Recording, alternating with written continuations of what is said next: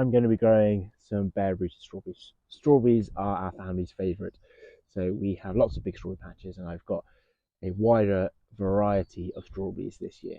The reason I've gone for a wider variety is that they fruit over a longer period.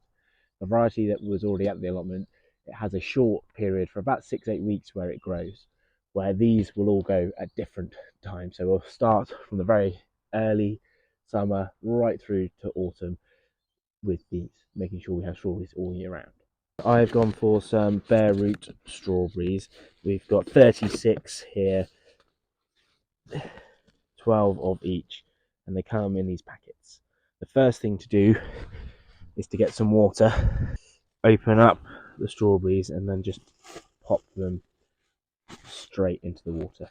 This is going to rehydrate all the strawberries, and you can see we've got 3 different types of strawberries. So we're just going to give them a good soak, get each one in, and we're give them about half an hour just to rehydrate, and this will help them deal with the shock of being transported.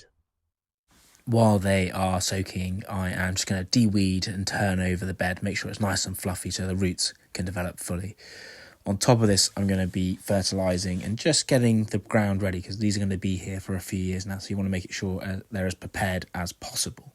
Strawberries like lots of fertility and lots of sun, so this open patch and a newly fertilised space is hopefully going to produce a good amount of strawberries. So I've dug it over, taken out the worst of the weeds, tried to get it as loose and light as possible. I'm now going to be adding some coffee grounds as fertilizer. I'm not going to do too much, just a little bit. It will just help add and boost the minerals and nitrogen in the soil. Quite interestingly, obviously it's a good 2-3 meters away from a raspberry patch, but I'm getting raspberry runners all the way along this edge here, so they can go quite far, which will be interesting to see how that does impact the strawberries growing. But as you can see, I've already got a massive strawberry bed, so this is just adding more, so it shouldn't be too much of a problem. When using coffee grounds as a fertilizer, you either want to use it as a mulch, so just adding it to the top of soil, or just into the top inch or so, just mix it through. It can, because of the caffeine, stunt growth, so you don't want to add any more than about 10% to the top of the soil. If it's too thick, what will happen is it will clag up and then act like a impermeable barrier. It will act as an impermeable barrier that won't allow things to grow, won't allow the water in.